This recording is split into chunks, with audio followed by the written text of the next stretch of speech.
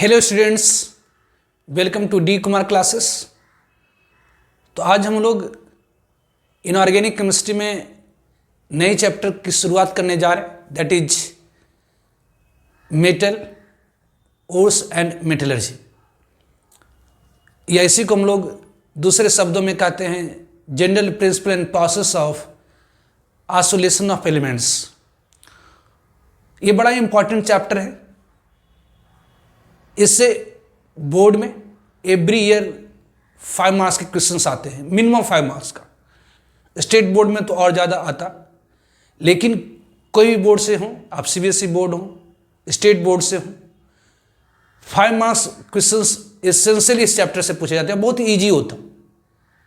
ये थोड़ी conceptual chapter है और थोड़ा याद भी रखना है इसके अंदर। लेकिन अगर आप पूरे लेक्चर को कंप्लीट कर लेंगे तो आई एम श्योर इसका क्वेश्चंस आपको नहीं छूटेगा, चाहे बोर्ड देना हो, चाहे नीट देनी हो, जेई देनी हो, जेई मेन एडवांस, किसी में भी।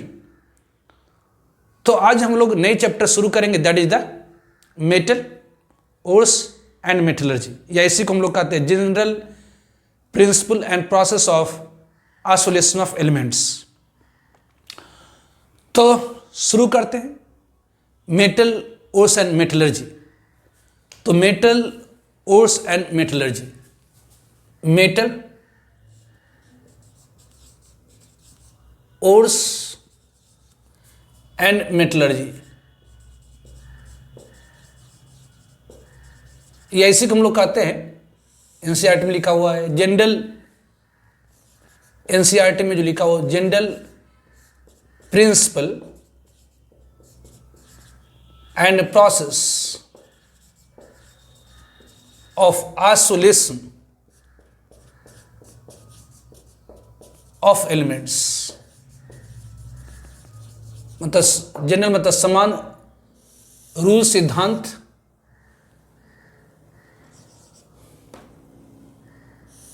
एलिमेंट की आइसोलेशन करने की। तो मेटल ओर्स और एंड मेटलर्जी कहें या general principle of isolation of elements कहें, बात दोनों एक ही है। ये कहें या ये कहें। तो जैसा कि हम लोग जानते हैं, अर्थ crust is the source of many element. जो अर्थ क्रस्ट मतलब अपर कवर ऑफ अर्थ, पृथ्वी का जो ऊपरी कवर है वो सोर्स है मेनी एलिमेंट्स का। तो earth crust is the source of many elements. Earth crust से बहुत सारा एलिमेंट निकाला जाता है। तो earth crust is the source of many element. Oxygen is the most abundant element of the earth crust. Earth crust में मतलब upper cover of अर्थ में पृथ्वी की जो ऊपरी सतह है वो बहुत सारे एलिमेंट का स्रोत है। उसमें से सबसे ज़्यादा मात्रा में जो पाए जाने वाला एलिमेंट है वो ऑक्सीजन है, क्योंकि हर जगह कोई भी कंपाउंड में या तो कार्बोनेट है, या तो सल्फेट है, या तो फॉस्फेट है। तो ज़्यादातर जो कंपाउंड्स हैं अर्थ क्रस्ट के अंदर वो या तो ऑक्साइड है, या तो सल्फेट है, या तो फॉस्फेट है, या तो कार्बोनेट है, या ऑक्साइड है। तो इन सब में क्या, तो ऑक्सीजन है। तो ऑक्सीजन सबसे ज़्यादा मात्रा में पाया जाने वाला एलिमेंट है किसका, तो अर्थ क्रस्ट का। तो oxygen is the most abundant element of the earth crust. लेकिन अगर हम लोग मेटल की बात करें तो मेटल में सबसे ज़्यादा मात्रा में जो अर्थ क्रस्ट में पाया जाता है वो एल्यूमिनियम है। तो एमोंग मेटल की बात करी जाए तो aluminium is the most abundant. Metal में सबसे ज़्यादा मात्रा में पाया जाने वाला जो है वह एल्यूमिनियम है। अर्थ क्रस्ट में सबसे ज़्यादा मात्रा में पाया जाने वाला जो मेटल है, जो धातु है, वो एल्यूमिनियम है। जबकि iron is the second most abundant element of the earth crust, second most abundant metal of the earth crust. लेकिन मेटल में जो दूसरी सबसे ज़्यादा मात्रा में पाया जाने वाला मेटल है वह है आयरन। तो आप कहेंगे जी एल्युमिनियम सबसे ज़्यादा मात्रा में पाया जाने वाला अगर मेटल है अर्थ क्रस्ट में, तो एल्युमिनियम महंगा क्यों, जबकि आयरन सस्ता है? अगर एल्युमिनियम सबसे ज़्यादा मात्रा में पाया जा रहा है अर्थ क्रस्ट में, मेटल में अगर सबसे ज़्यादा, मेटल में बात कर रहा हूँ मैं, मेटल में सबसे ज़्यादा मात्रा में पाया जाने वाला अगर एल्युमिनियम है तो एल्युमिनियम महंगा क्यों है? और iron second most abundant metal है तो आयरन सस्ता क्यों है? तो उसका रीजन है कॉस्ट ऑफ एक्सट्रैक्शन। और से एल्युमिनियम निकालने की जो कॉस्ट होती है वो ज़्यादा होती है, क्योंकि वो इलेक्ट्रोलाइटिक मेथड से इलेक्ट्रोलाइसिस करके निकाला जाता है।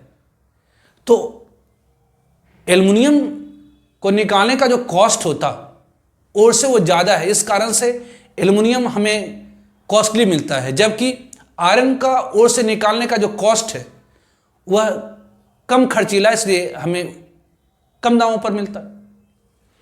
तो earth crust is the source of many element. Earth जो क्रस्ट है हमारा, अपर कवर ऑफ अर्थ है, पृथ्वी का जो ऊपरी कवर है, उसमें बहुत सारे एलिमेंट्स हैं, जिसमें सबसे ज़्यादा मात्रा में पाया जाने वाला जो एलिमेंट है, चाहे मेटल और नॉन मेटल, धातु अधातु, सब में सबसे ज़्यादा मात्रा में पाया जाने वाला जो एलिमेंट है अर्थ क्रस्ट में वो ऑक्सीजन है। तो याद रखेंगे, एक बार पूछा भी था बोर्ड के अंदर कि oxygen is the most abundant element of the earth crust. Earth crust में सबसे ज़्यादा मात्रा में पाया जाने वाला एलिमेंट कौन? तो ऑक्सीजन। क्यों? क्योंकि कोई भी कंपाउंड अर्थ क्रस्ट में मौजूद है, या तो ऑक्साइड के फॉर्म में, या तो सल्फेट, या तो कार्बोनेट, या तो फॉस्फेट, और सब में ऑक्सीजन। इससे oxygen is the most abundant element of the earth crust. लेकिन अगर मेटल की बात करें तो मेटल में सबसे ज़्यादा मात्रा में पाया जाने वाला एल्युमिनियम है और दूसरा आयरन है। एल्युमिनियम फिर कॉस्टली क्यों हो जा रहा है? क्योंकि उसकी एक्सट्रैक्शन की जो कॉस्ट होती है वो ज़्यादा होती है। तो मेटलर्जी है, मतलब एक्सट्रैक्शन ऑफ मेटल फ्रॉम ओर है। तो हम लोग यहाँ पर मेटल पर कॉन्सेंट्रेट करेंगे, मेटल की चर्चा करेंगे। तो अर्थ क्रस्ट में मेटल पाया जाता है दो फॉर्म, इनएक्टिव स्टेट, या इसी को हम लोग फ्री स्टेट कहते हैं, और दूसरा कंबाइंड स्टेट। कंबाइंड स्टेट मतलब कंपाउंड के फॉर्म। तो metal found in earth crust inactive state and दूसरा इन कंबाइंड स्टेट। तो इनएक्टिव स्टेट या इसी को कहते हैं फ्री स्टेट। तो सब मेटल्स, जैसे आप कहिए platinum, silver, gold, are found in free state, because जो प्लैटिनम होती है, सिल्वर होती है, गोल्ड होती है, उसके ऊपर हवा पानी का जो प्रभाव होता है वो कम पड़ता है।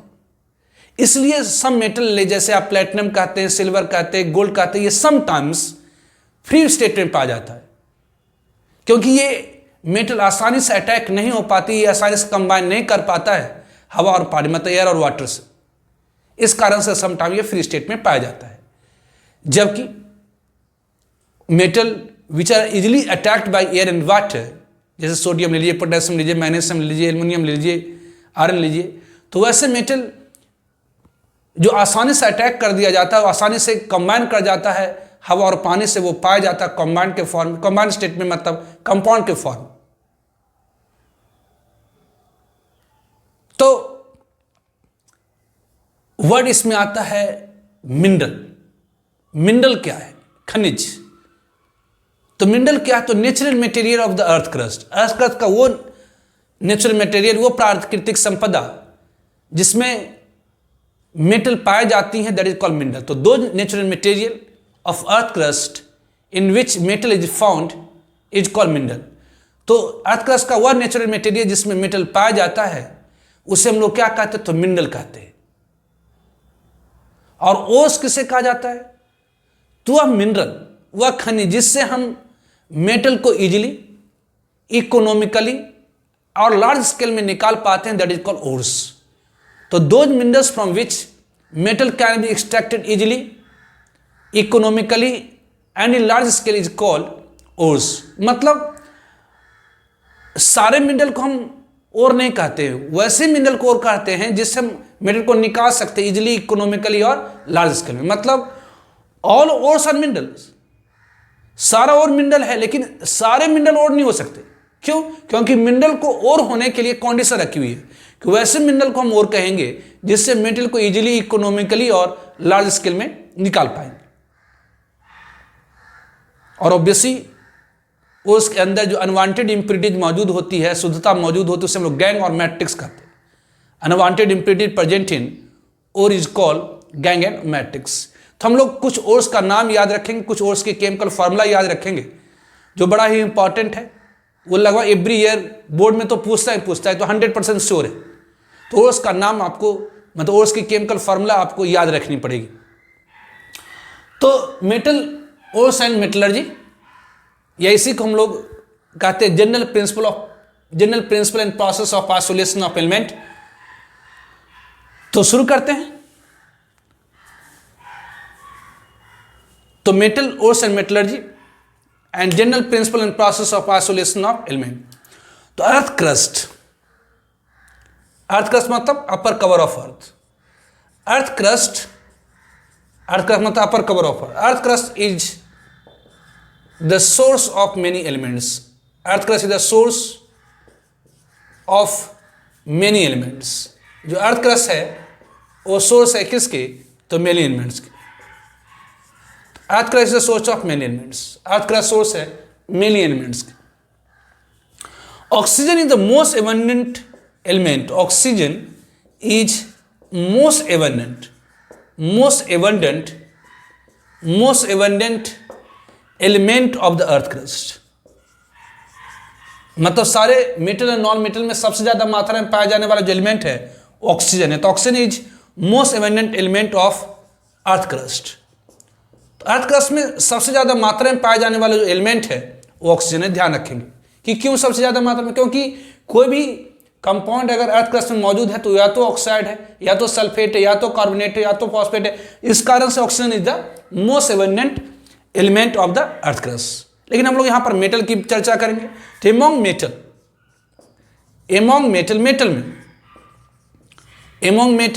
Aluminium is most abundant. Aluminium क्या है?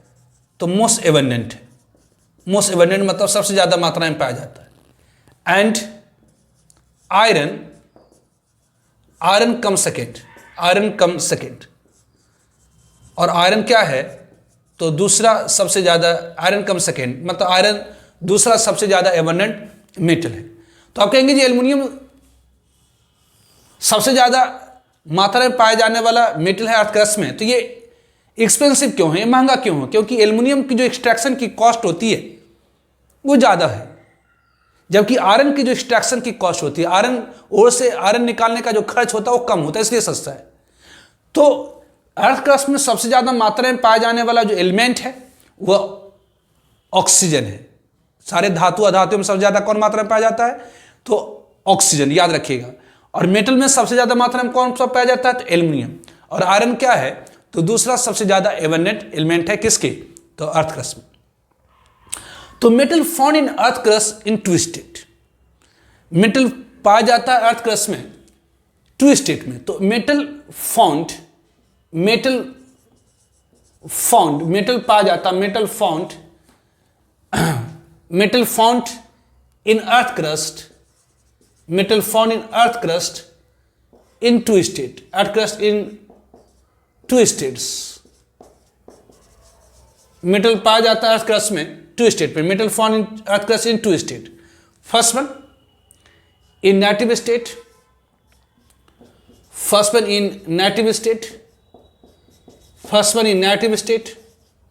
and second one in combined state. First one in native state and second one in combined state. तो metal found in earth crust in two state. Metal earth crust में पाया जाता है दो अवस्था में, first one in native state and second one in combined state. तो first one that is in native state.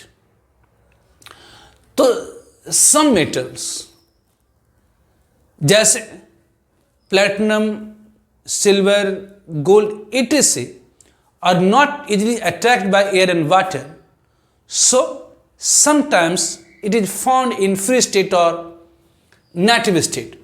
तो some metals such as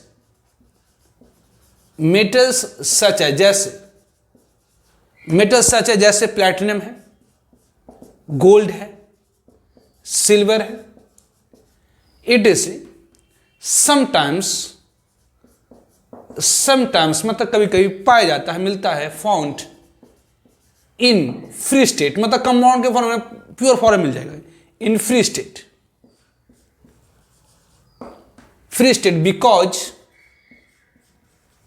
because it is not मतलब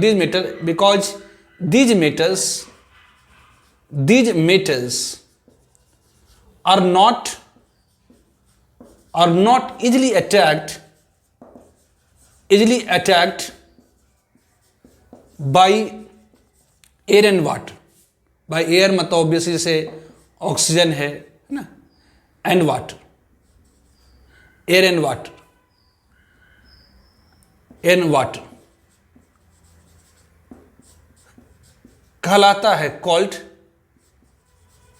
नेटिव स्टेट. इसे हम लोग क्या कहते हैं? Called native state, called native state. तो मेटल जैसे प्लैटिनम है, गोल्ड है, सिल्वर है, sometimes found in free state.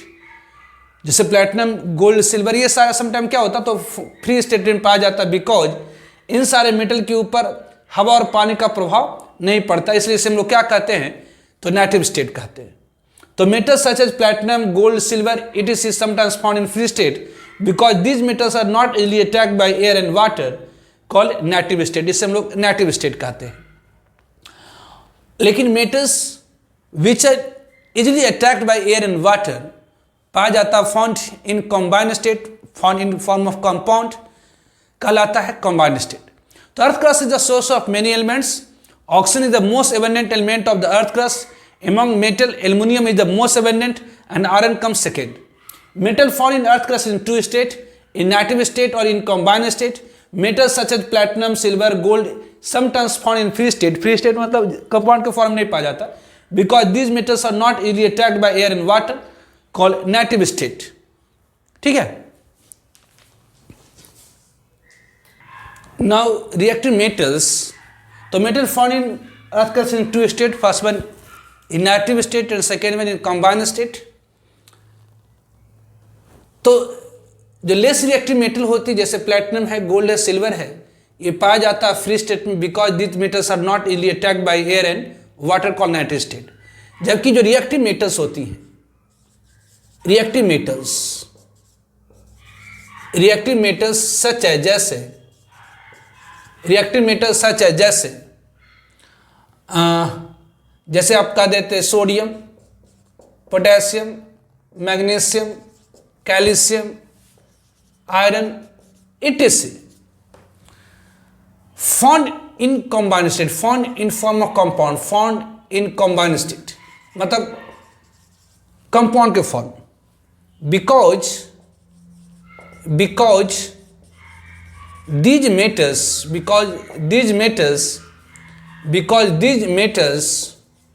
these metals are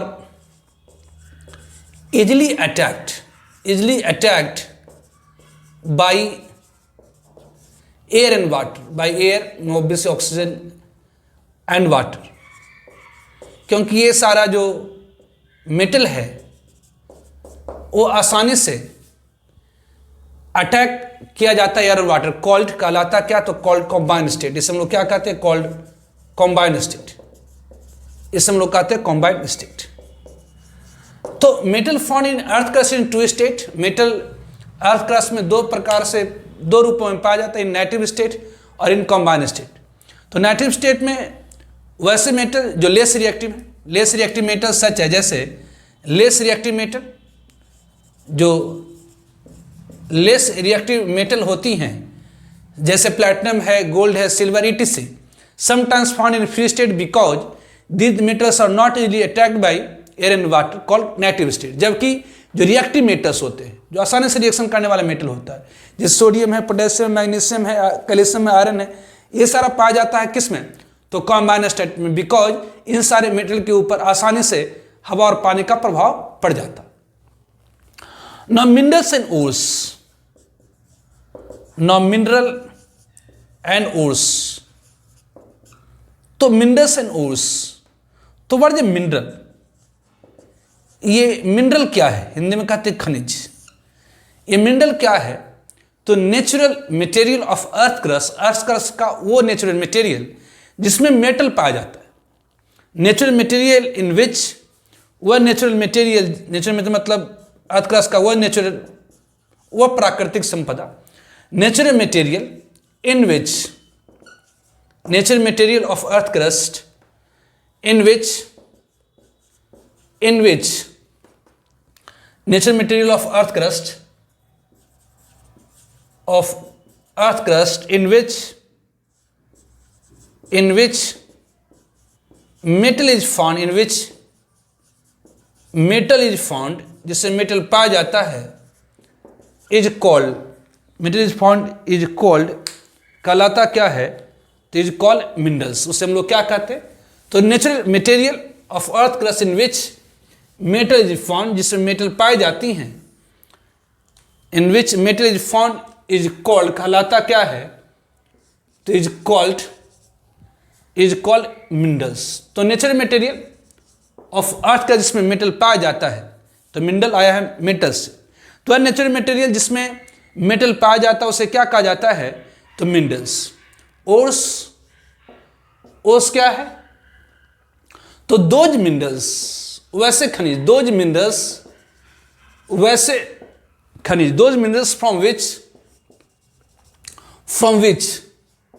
from which metal can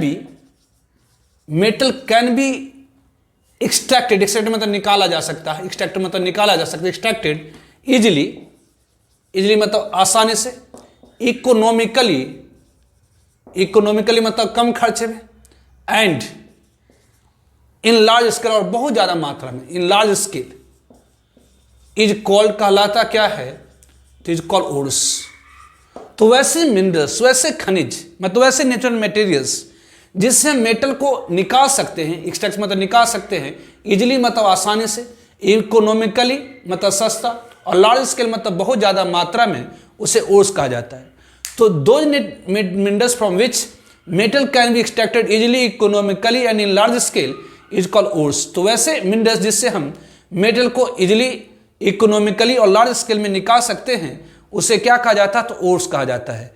तो मिनरल मतलब natural material of earth crust in which metal is found is called mineral. Ores those minerals from which metal can be extracted easily, economically and in large scale is called ores. तो obviously ध्यान दीजिए, mineral को ores होने के लिए condition रखा हुआ है, वैसे ही मिनरल को हम और कहेंगे, वैसे ही मिनरल को और कहेंगे जिससे हम मेटल को इजिली, इकोनॉमिकली और लार्ज स्केल में निकाल सकते हैं। तो मिनरल को ओर्स कहने के लिए कंडीशन रखा हुआ है कि वैसे ही मिनरल को और कहेंगे जिससे हम मेटल को इजिली, इकोनॉमिकली और लार्ज स्केल में निकाल सकते हैं। मतलब सारा मिनरल और नहीं हो सकता है, सारा मिनरल और नहीं हो सकता है, क्यों, क्योंकि यहां पर बैरियर है किस चीज का, तो इजिली, इकोनॉमिकली और लार्ज स्केल का। लेकिन ये सारा का सारा और क्या है, तो मिनरल से डिराइव्ड है। तो ऑल ओर्स, तो इसमें पॉपुलर लाइन होता है कि all ores are minerals, all ores are mineral, all ores are mineral, but all minerals are not ores,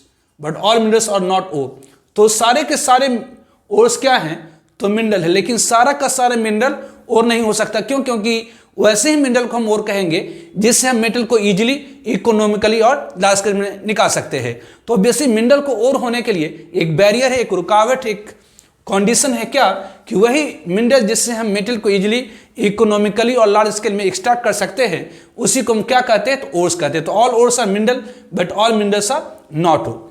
एक होता है गैंग और मैट्रिक्स, तो ये गैंग और मैट्रिक्स क्या होती, तो unwanted impurities present in ore के अंदर कुछ बेकार की चीजें मौजूद होती है, जैसे मिट्टी है, सिलिका है, बालू है, सिलिकेट्स है, तो ये इसे हम क्या कहते हैं, तो गैंग और मैट्रिक्स। तो अनवांटेड इम्प्यूरिटीज, बेकार की चीजें, अनवांटेड इम्प्यूरिटीज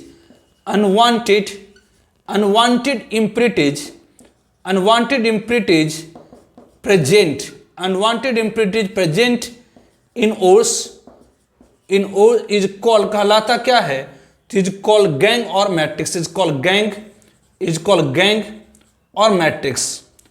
तो ऑब्वियसली और के अंदर कुछ बेकार की चीजें, जैसे क्ले है मतलब मिट्टी है, ऑब्वियसली सिलिका है, सिलिकेट है, ये सारी चीजें मौजूद होती है, उसे हम लोग क्या कहते हैं, तो गैंग और मैट्रिक्स कहते हैं।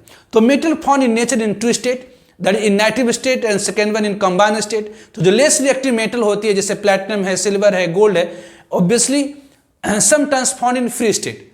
तो जो लेस रिएक्टिव मेटल है, मतलब जिसके ऊपर हवा पानी का प्रभाव कम पड़ता है, जैसे प्लैटिनम है, गोल्ड है, सिल्वर है, ये समटाइम्स पाया जाता है फ्री स्टेट में, that is called native state. जबकि जो रिएक्टिव मेटल्स होती हैं जैसे सोडियम है, पोटेशियम, मैग्नीशियम है, कैल्शियम, आयरन है, ये पाया जाता है कंबाइंड स्टेट में, मतलब कंपाउंड के फॉर्म में, क्योंकि इन सब के ऊपर हवा पानी का प्रभाव आसानी से पड़ जाता है, कहलाता है कंबाइंड स्टेट।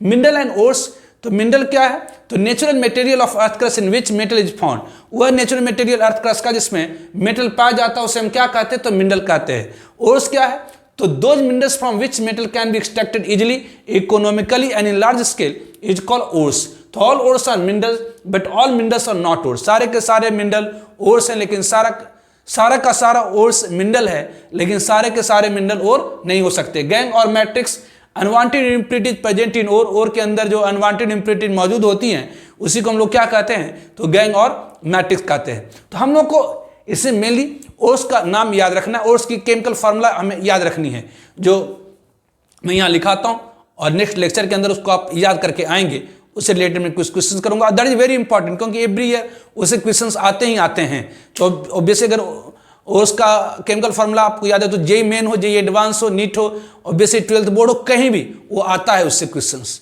ठीक है। तो common ores of some metals, कुछ इंपॉर्टेंट मेटल्स के कॉमन ओर्स को हमें याद रखनी है। जैसे फर्स्ट वन सोडियम, तो हम लोग कुछ इंपॉर्टेंट मेटल्स के ओर्स को याद रखेंगे और नेक्स्ट लेक्चर में आप इसे याद करके आएंगे, ठीक है। तो सोडियम के ore that is a common salt या रॉक सॉल्ट, कॉमन सॉल्ट और रॉक सॉल्ट जिसकी केमिकल फार्मूला होती है NaCl। तो कॉमन सॉल्ट और रॉक सॉल्ट जिसकी केमिकल फार्मूला होती है NaCl।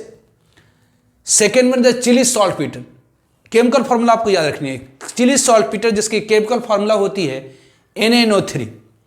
क्रायोलाइट जो कि ओर है सोडियम और एल्युमिनियम दोनों की ओर होती है, तो क्रायोलाइट की केमिकल फार्मूला होती है Na3AlF6, Na3AlF6, या इसे को हम लोग लिखते हैं 3NaFAlF3। ऑब्वियसली ये 3NaF एंड AlF3 है ना, आप लिखेंगे तो Na3AlF6 हो जाएगा ये भी। तो क्रायोलाइट की केमिकल फार्मूला क्या होती है, Na3AlF6 या 3, इसी को आप लिख सकते हैं 3NaF एंड AlF3। बोरेक्स की केमिकल फार्मूला क्या होती है, Na2B4O7 10s2। बोरेक्स की केमिकल फार्मूला क्या होती है, तो Na2B4O7 10s2। फेलिस्पार की केमिकल फार्मूला क्या होती है, Na3LSi3O8। तो ये ETC इत्यादि।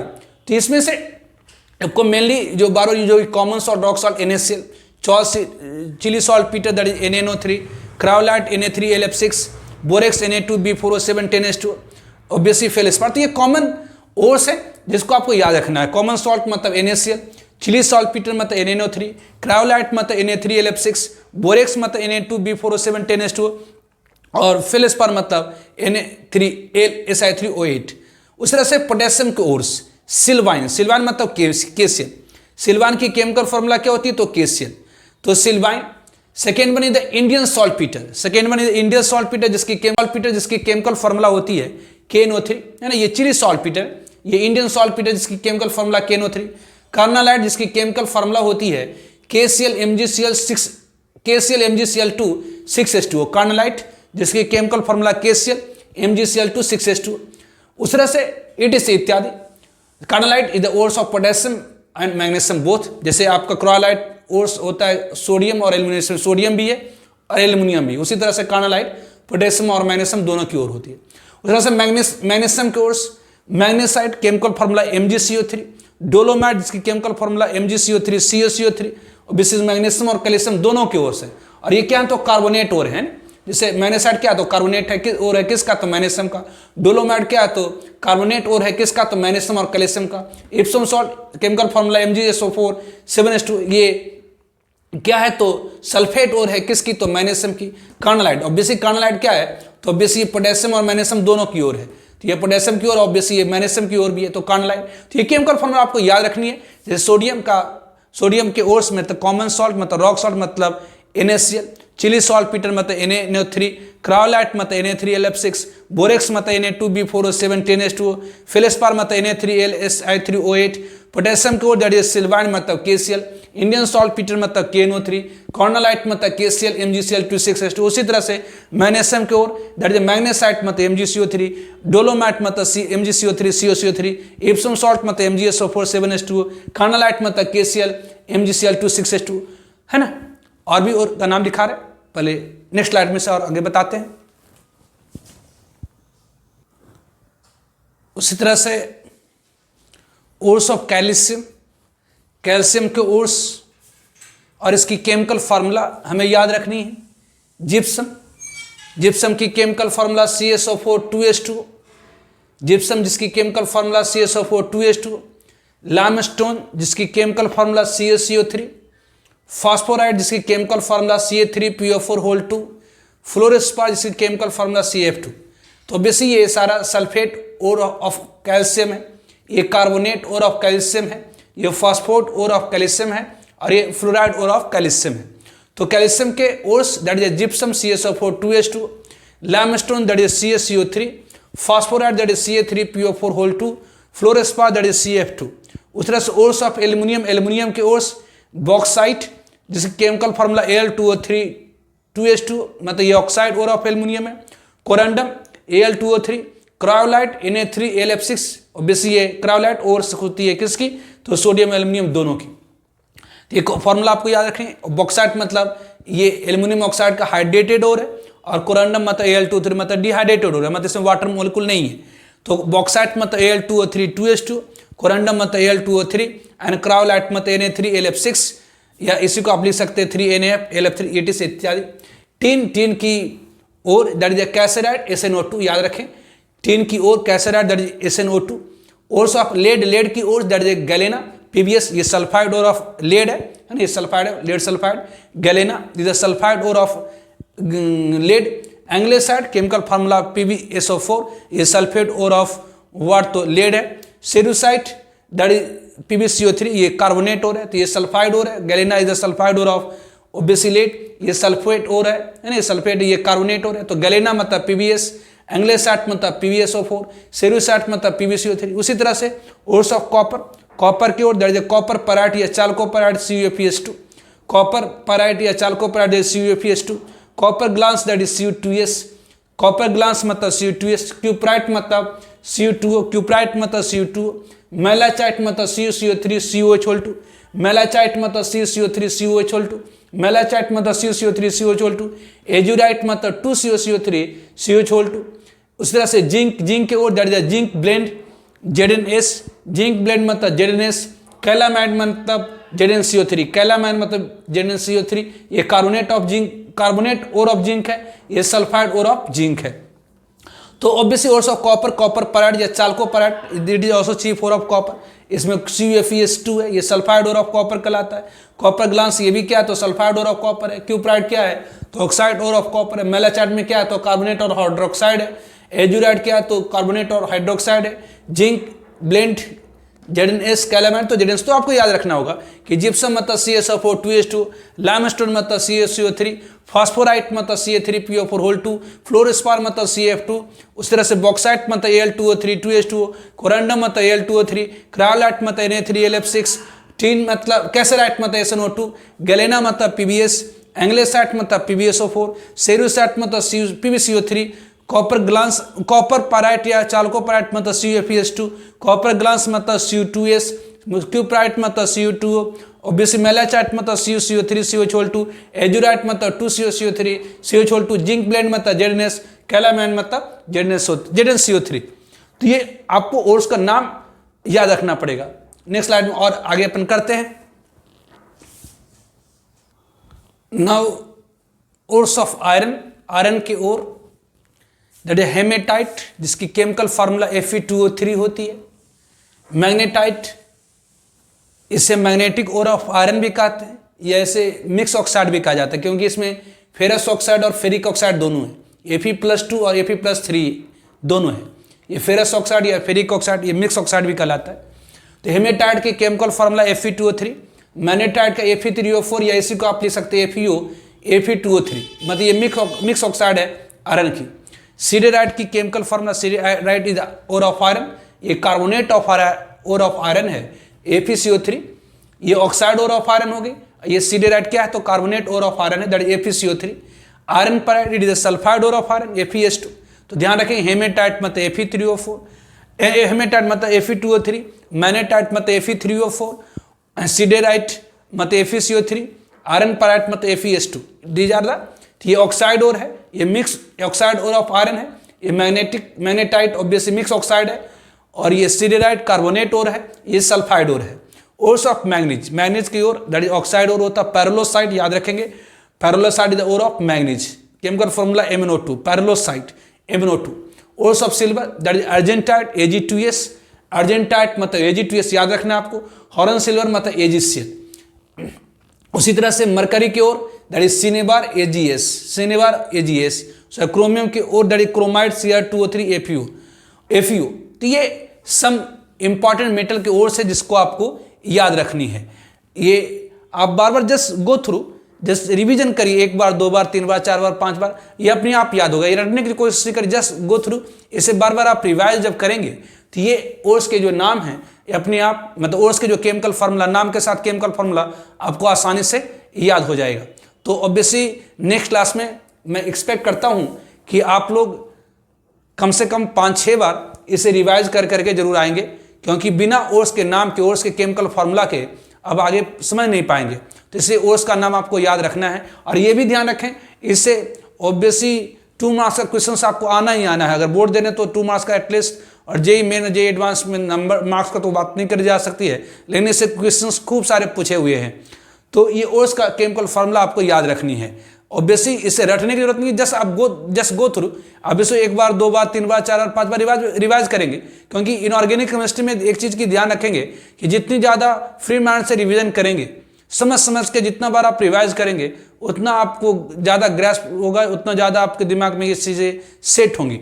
इसे जस्ट गो थ्रू, रिवाइज करिए इसे बार बार, ठीक है। तो इनऑर्गेनिक केमिस्ट्री का एक फंडा यही है कि आप फ्री माइंड से थ्योरीज को आप पढ़िए, क्योंकि ऑब्वियसली जैसे इससे क्वेश्चंस क्या आएगा कि which among the following are the sulphide ore, उसमें 4 ओर का नाम दे देगा। Which among the following are the carbonate ore, उसमें 4 ओर का नाम दे देगा। या मैचिंग भी पूछा हुआ है। तो ये जब तक केमिकल फॉर्मूला आप याद नहीं रखेंगे तब तक आप उस क्वेश्चंस को कर नहीं सकते हैं। तो जस्ट रिवाइज करिए बार बार, एक बार, दो बार, तीन बार, 4 और 5 बार, तो ऑब्वियसली ये चीजें आपके दिमाग के अंदर सेट हो जाएंगी, ठीक है। और इससे आगे हम लोग नेक्स्ट लेक्चर में करेंगे, ठीक है। Okay, bye.